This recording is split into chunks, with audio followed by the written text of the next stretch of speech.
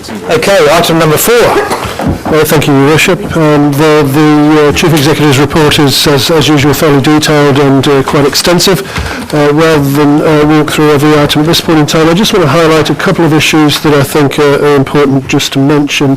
The first one is the reference on 4-1 to the Oundle Park floodlighting scheme, where we were going to have a meeting with Sky TV.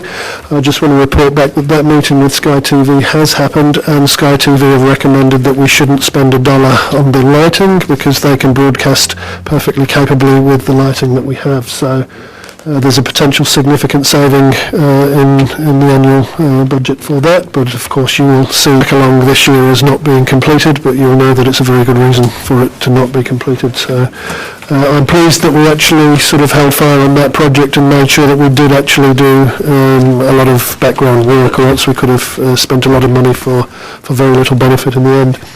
The bow wave projects stood out for me in the financial table that's on 4-2. I just wanted to confirm that that bow wave underspend is primarily in relation to wastewater infrastructure, where we are still working with the Regional Council to negotiate resource consent conditions that we believe are fair in our community, and we will continue to pursue that on your behalf, because again, we don't want to waste money on things that we see, particularly in a consenting environment, that are either unreasonably onerous or not particularly achievable. So you will continue to see those projects be delayed until we can bring you a resource consent that we believe is adequate and appropriate for this community. And finally, I just wanted to alert you to the fact that on page 4-3, and we've heard it mentioned already this morning, that Bill English is certainly driving the process of refreshing the RNA legislation together with a number of other bits and pieces of legislation. There is a huge risk in there for this council, as most councils, in terms of that legislative process, because as we've found out over the last few years, that tends to happen very quickly. It tends to have significant change embedded that we have to find out about at short notice. So as staff, we'll be keeping a very close eye on that and informing you of any developments. But I also recommend, as elected members, if you get the opportunities to attend briefings or meetings about this particular topic, that you do, because all information from whatever source will be very welcome in this chamber as we progress forward. Other than that, I'll take the rest of the report as read, and we've obviously got the staff in the room for questions as well. Lovely, thank you. Thank you, Mr Williams.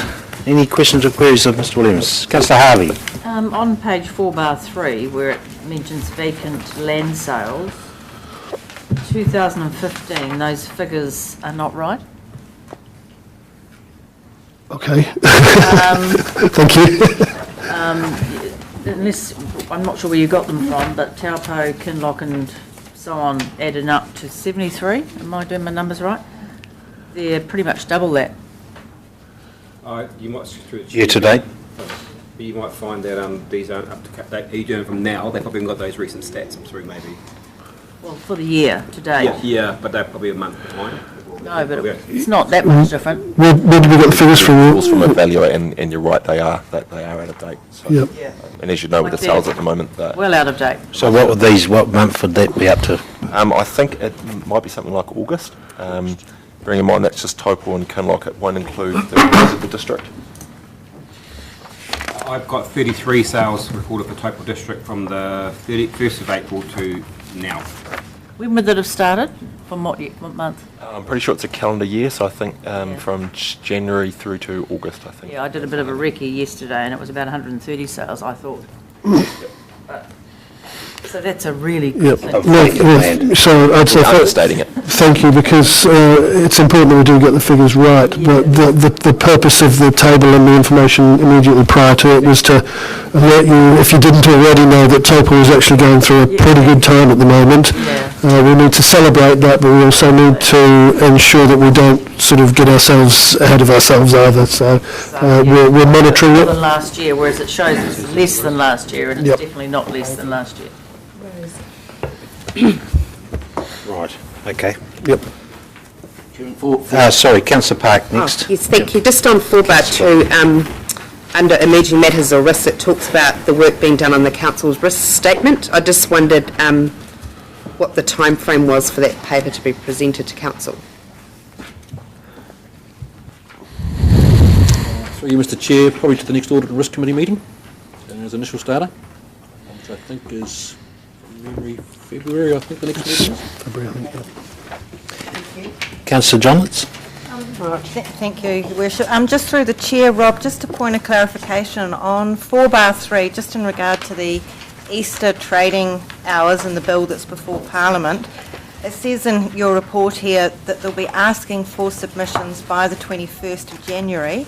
So just to clarify, if we need to make a submission, do we have to make it by that date, or is that when submissions, calls for submissions? I'm just conscious of Christmas. And Yeah, no, fair comment. Nick, would you have an answer for that, possibly? Yes, that's the close of submissions. We're working with LGNZ on formulating a position on that, also talking to Queenstown and the far north. You've got hiahia in Queenstown who have similar exemptions to ourselves. The position we're just working on is whether we push forward to maintain the current exemption or whether we fall in line with other parties like Rotorua who are pushing for a standardised approach. So what we'll do once we've drafted up a position for you, we'll circulate that by email. At least we can get in contact with you in a group setting and just make sure that you're comfortable with where we're heading on that. yeah, sure, because it would be good to make sure we're all, if there are any potential changes, that we're all at that table on that discussion. Otherwise, we might be on the dinner menu, as they say. That's right. Just one more through the Chair while I'm on my train of thought. Just an update, if I can, from Mr Samuels, please. Have you had any updates on the proposed merger between the Wairakei Technical Institute and the Bay of Plenty Polytech? No, I haven't. I Wairiki. can follow up and come back to. Yeah. No, I haven't. Wairiki. Wairiki. Wairiki. Wairiki. Sorry, too many coffees today. Let me find out and Not come yet. back to you. When do we expect, because that report was November, wasn't it? So I know when the submission closed, though, it was going to go straight to the minister, so it'll be really in the minister's time frame. So, yeah, let me. That was Councillor John. Sorry. Thank you, Councillor Buddy. On 4(21), we're talking about the gardens of significance. It stated that the South Domain gardens are due to be assessed September, October. It said that last month. Have they been done?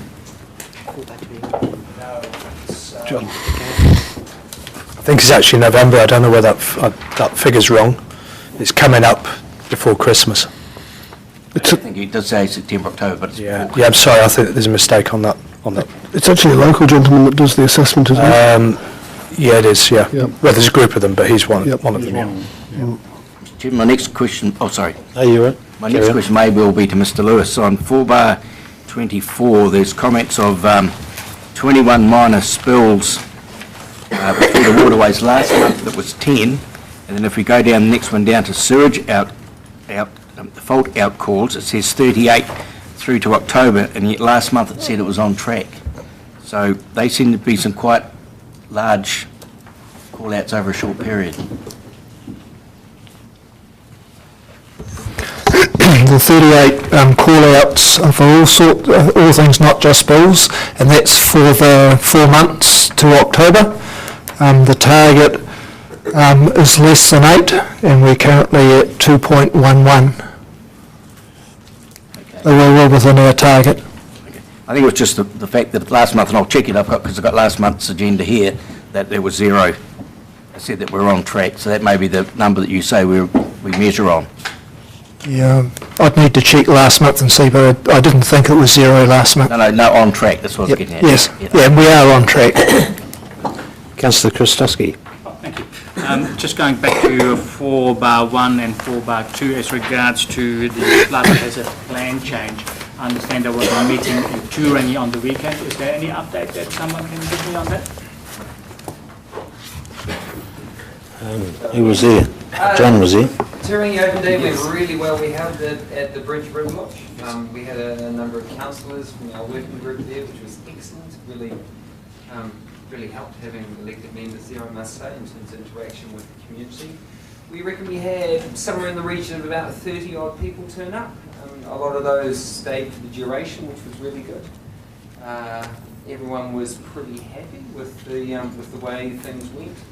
We had, if I was guessing, I'd probably say about 85% of the questions were actually more to do with Waikato Regional Council's operations. Questions around gravel extraction, maintenance of stop banks, questions around rating, project watershed and so on. So we ended up doing quite a lot of shuffling around and working with the WRC staff who came along for the day as well. But by and large it went very well. Very little negative feedback in terms of the process today from our perspective. It was a good opportunity to talk to a number of people about their specific properties, and it's great having the iPads and being able to zoom in and talk very specifically about their issues. So overall, it went very well, and we'll just carry on with the process. We're expecting things to probably drop off a little bit now in terms of engagement as we head towards Christmas. But then again, we'll ramp up early in the new year when we start to talk to people about the actual rules that may well apply to the property. Thank you. Thanks, Nick. Just like that, it was really good. John and myself, who were on the committee, were there, and the staff did a really, really good job of having all that information at their fingertips, and having the regional council guys there was, you needed them, because, and staff foresaw what would happen, and they did a really good job, and it was a really good interaction. Cool, yeah. Thank you. Councillor Park. Yes, thank you. Firstly, I'd just like to congratulate Ian Connon and the Civil Defence team and Lisa and the comms team for the wonderful work they did towards the national shakeout event, where Taupo District had over 5,000 participants, and I thought it went really well, and I enjoyed being here at Council for that. Also, secondly, just on 4/13, the last bullet point is about a limited notified hearing in December for Wairiki Golf Resort. I'm just wondering, for clarity, is that Wairiki Resort itself? I don't believe we have a Wairiki Golf Resort. Doesn't make sense. Through the chair, that's the international golf course. Wairiki Golf and Sanctuary. Yep. And there is a hearing later this month, or beginning of next month, between Contact and themselves as far as some agreement on drilling, but they are hopeful that they can come to an agreement and that construction can commence. Yeah, just for clarity, that's quite confusing, because it's Wairiki Golf and Sanctuary is the actual name of the property, so perhaps if we could just amend that, because I would imagine that Kathy Guy may look at that and wonder what's going on. Okay. Councillor Cousins. Chair, back to the meeting on Saturday that the Councillor Stewart was talking about. There was a couple of grumbly people, as Nick knows, and thank you, Nick, for following up really swiftly. I think Gareth's got a letter from him, which I'm sure your team will sort out, just in regards to timeframes. Just one thing I wanted to talk about or ask about was, it's not actually in this, but we had it removed, was the town centre upgrade to Turangi about the storyboards. A couple of community board members came to me yesterday and wanted to know where we are at with those. Has there been traction with them? Because they've all been agreed to, but nothing's up yet. Will it be up before Christmas? Yeah, we've just got the what would you call them? The draft stuff from the graphic designers up the road here. So I think there's a couple of tweaks in there, but our intention is to have them up before Christmas. Cool. Okay, Councillor Krzyzewski. Yes, just for my benefit on 4/9, democracy and planning, they've prepared a JMA with two toa. Is that a different sort of agreement that we're talking about than the joint catchment one, or? Yes, it is. So this is what's already provided for in the river legislation, and so that work has commenced. Thank you. All right. Okay, thank you. Thank you, Mr Williams. Thank you. Just a couple more. Oh, a couple more. Councillor Boddy. On 4/27, democracy and planning, we talk about the official information requests. We used to get those in our Friday email. I'm wondering whether that could resume. Just further down the page on 4/27, it might just be... I just want to clarify with Lisa, we do include Laguanas with Council's weekly updates. Yeah. I get the resource management applications, but it's a while since I've seen an official information. Yeah, it may have, well, it shouldn't have dropped off, but yeah, we'll double check on that, yeah. The only thing I can think of, councillor Body, is that we haven't had any But even if that's the case, we should just put official information, logo on our request now, yeah. Could I look further down the page? There's 7 items in regards of economic development where it states that the first quarter for 15-16 will be available in December, CEO to update. Last month it said it would be available this month. Is there some delay in getting that information out? Yes, it's just the market view or economic data. There is a delay, so yeah, that's why we put it in that would be December, just for clarity. Yeah, thank you. Apologies for the delay. Just one final point, Mr Chairman, also on 4 bar 28 at the bottom, retail spending highlights of 128 million, which is good news. Did anyone read the full report? Okay. You see the full report? Well, in fact, the full report actually states that the total amount spent in our area was 128 million. However, there was an outflow of 39.42 million, which gave a net inflow into the area of 88 million. Now, the reason I raise it, it's good news, but is it a little bit misleading to say there was 128 million dollars? And what brings it more closer to home, and this is, I think, where we got the impact of our overseas visitors. If we go to the cardholder area, Taupo, the value spent was 67.01 million. That is a 1% increase on the same quarter last year. But when you go to the other documents and it talks about what the overseas spend was, that's where you see the 67 million spending locally. Non-local spending in the area was 61. So that really just shows the impact of the trade we're now getting through foreigners to Taupo. All right. Councillor Harvey. Page 4, 16, current issues. Properties being repeat noise nuisance. It says there's a number of $500 infringements being issued. Do they get followed up, and do these people pay these fines? And can anything more be done? Can their fines be increased? I mean, these people are obviously being continually annoyed. The answer is yes and yes. It says the fines are issued. Yes, they are followed up, and if necessary, we'll take them to court. So, are they taken to court? I mean, why does it keep happening? Not the same. They won't be the same person, so it's a thing that happens on a regular basis. The $500 fine will be an instant infringement. If that's not paid, then it goes to either the district court or it's just 2 properties that keep doing it. I hadn't covered. All right. Certain address on Lake Terrace there, no? That's good. Okay. A couple of questions on the report. Certainly. Councillor, have you 4 bar finished, Councillor Harvey? Yep. 4 bar 35 is to do with the Lake Terrace pathway. Now, as a result of a complaint from the Access Committee, we met with the CEO, Mr. Bowden, Andrew, on site. I just can't remember the exact date. I'm wondering what the outcome, and I think, Rob, somewhere I've read what have you done, but when I went back into webcam, because I wasn't at the July meeting, I see that the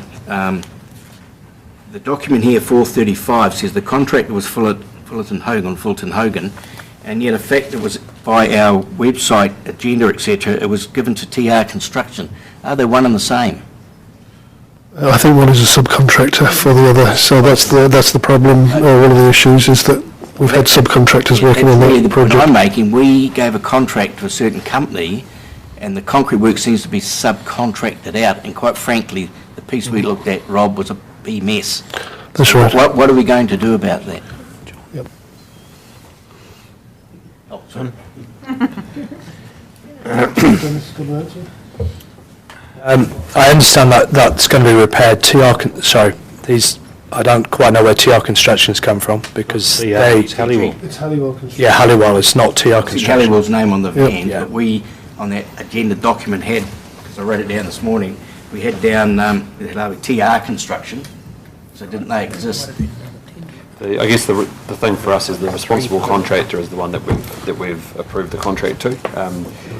the principal contractor, and that's who our legal relationship is. So that's from a quality control perspective, that's who we go back to ensure that quality and that the contract has been achieved. It's normal practice that on most jobs there'll be subbies that the principal contractor gets, mainly because they don't have the skills or expertise to do certain parts. So we take AC Bars as an example. There was a company who Watson Hughes, who got their contract, but they had roofers, electricians, all sorts of subbies which were contracted with Watson Hughes rather than directly with council. Normal practice. Yeah. And just to go on and complete the answer to the actual question, which is what have we done about it?